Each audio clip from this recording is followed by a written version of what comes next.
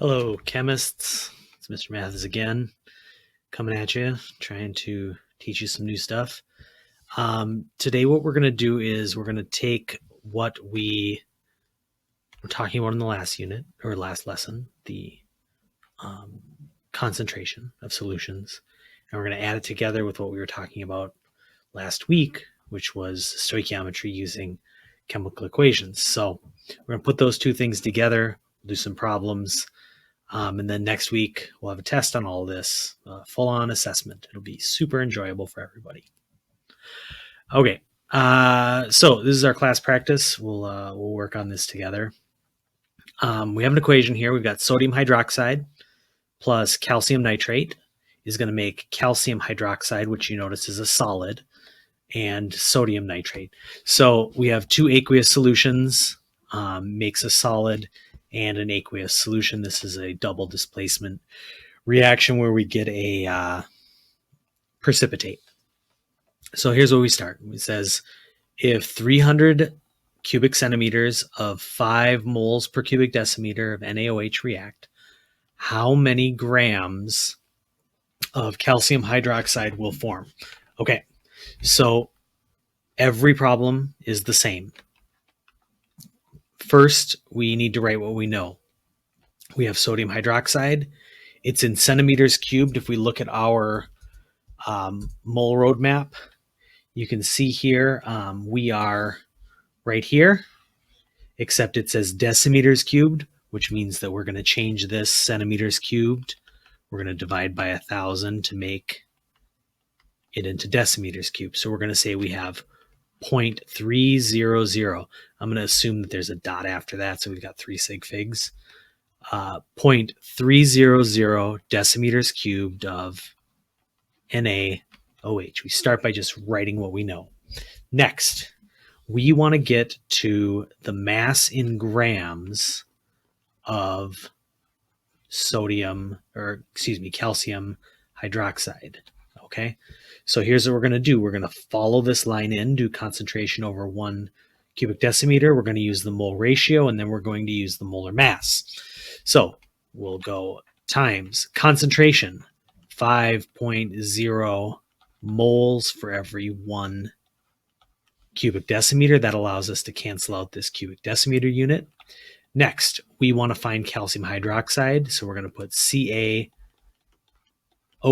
on top. We're going to put NaOH on the bottom. We've got a 1 here. We've got a 2 here. Okay. We get that from our equation.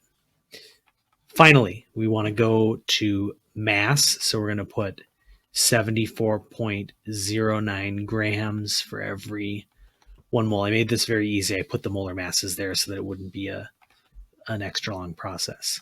So moles cancel, NaOH cancels, and we see here we've got the CaOH2, which is the substance we want, and then we've got the molar mass of the substance we want. That's how it should always look. Okay, well, I mean, if we're looking for mass, of course. So now I use my calculator, and I'm going to put it over here, and we're going to go 0.300 times 5 divided by 1. So we're going 0.300 times 5 divided by 1.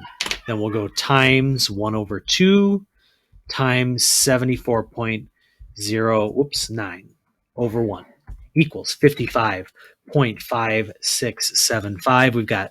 We'll say that this is 3 sig figs, so we've got 55.6, and that is going to be our grams of calcium hydroxide. Okay, so that's where we are for that one. Next, so the second problem, it has the same equation. We're not changing that. We've got 1.04 decimeters cubed of 0.1 moles per cubic decimeter calcium nitrate. How many grams of calcium hydroxide will form? This problem it's exactly the same. The only thing that's going to change is a couple of numbers. Okay, so we get 1.04 decimeters cubed of CaNO32. That's where we start with what we know. We want to find grams of CaOH2 just like last time. Okay, so last time we went from decimeters cubed, we used the concentration. Do the same thing. It's not going to change. All these problems are pretty much the same. So we got moles over 1 cubic decimeter, 0.10 moles per cubic decimeter. I just took exactly what it says right there and put it in there. So cancel, cancel. Times. Here, the top is going to be exactly the same because we're still trying to find calcium hydroxide, except this time we have the calcium nitrate as our known element or known compound. So this one, the coefficient is just a 1. So we're just going to leave it has a 1 there, CaNO3 2. And then the molar mass doesn't change because it's the same problem, right? So over 1 mole. You notice that as we do this, like these problems are not super different from one another. You're going to do the same process. This is the sort of thing where if you set up an algorithm in your brain, a way of doing this over and over and over again, you're just going to run through these and it's not going to be super complicated. So let's do a little bit of calculations here. 1.04 times 0.10 divided by 1 times 1 over 1, which again does nothing, times 74.09 over 1. This gives us 7.70 if we say 3 sig fig, so 7.705, so 7.71.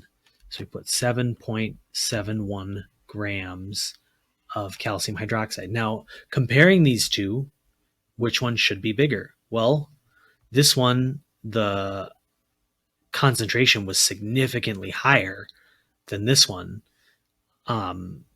This one and this one, the concentration or the amount of the volume was like 3 times higher, but this was 50 times higher.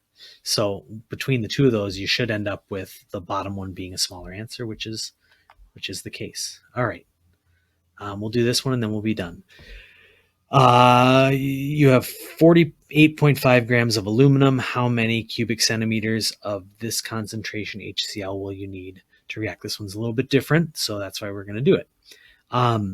First, notice that there are no coefficients here. The step 0 for all of this is making sure we have a balanced equation. So I'm going to go ALH and CL. We've got 1, 1, 1 on this side. We've got 1, 2, 3. We could run through all of this, but it's going to end up being you're going to need a 6 here, and we're going to need a 2 here, a 2 here, and a 3 here, because the 2 and the 3, right? If we put a 2 in front of this, well, then we've got a 2 and a 2, so we've got to find a least common multiple. So it ends up being a 6, 6 on this side, a 6, 6, 2, 2, 2, 6, 6, 2, 6, 6. Okay. 48.5 grams of aluminum. And what we want to know is, notice this says centimeters cubed. I'm being tricky, kind of being a jerk here. We want centimeters cubed of HCl. Okay. So we go to our mole roadmap, and I'm going to delete this, what we've already got here. Okay.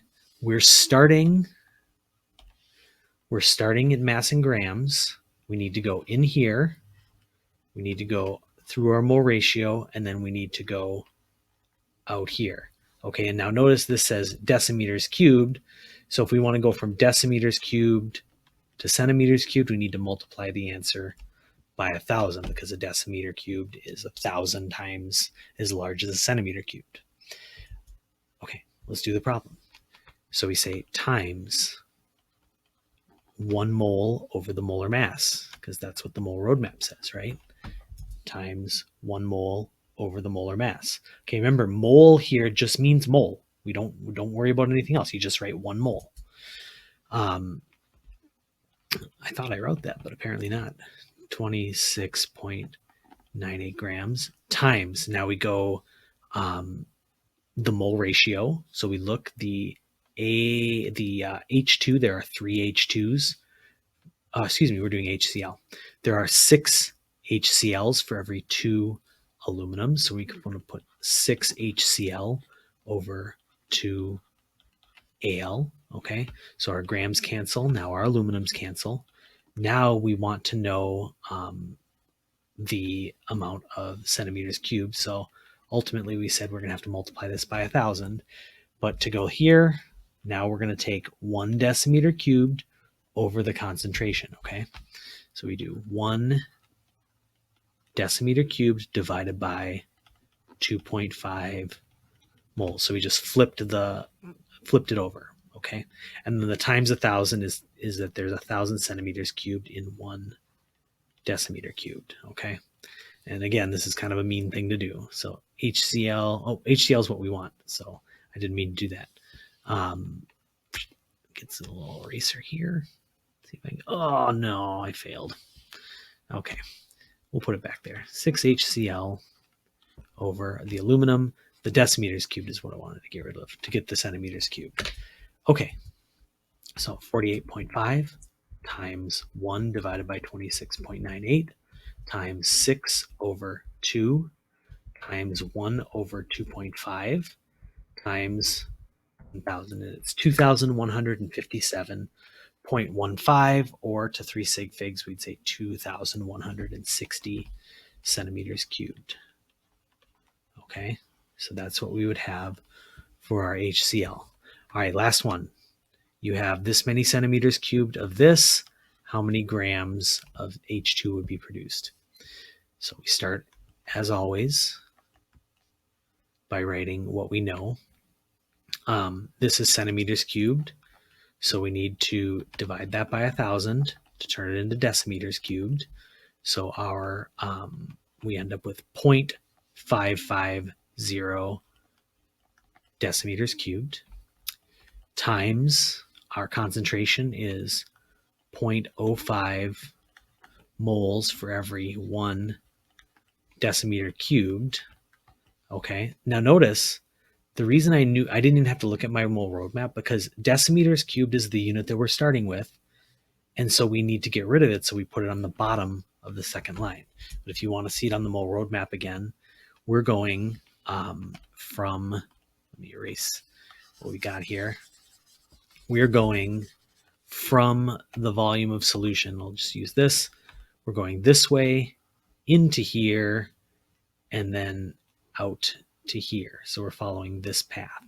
So we're just going to do all this stuff. So concentration over 1 decimeter cubed, mole ratio, and then molar mass over 1 mole. Oh man, all my stuff's gone. 0.550 decimeters cubed of HCl times concentration, 0.05 moles for every 1 decimeter cubed, times, now we use our mole ratio. We want to find H2. We have HCl, so we've got a 3H2 for every 6 HCl, multiplied by the molar mass of H2, which is 2.02 grams for every 1 mole. Look at our units. The decimeters cubed and decimeters cubed cancel out. HCl cancels out. Mole cancels out. Now all we have to do is put this in our calculator. 0.550 times 0.05 over 1 times 3 over 6 times 2.02 over 1. Oof, that is tiny. 0.027775 grams. And that makes sense because hydrogen's a gas. It's going to be super light. We didn't have very much HCl to begin with. So 0.02777, we've got 3 sig figs. So remember, if we've got a decimal, we start from the left and count to the right. So we've got 277. So it'd be 0.0278 grams of hydrogen. Okay. All right.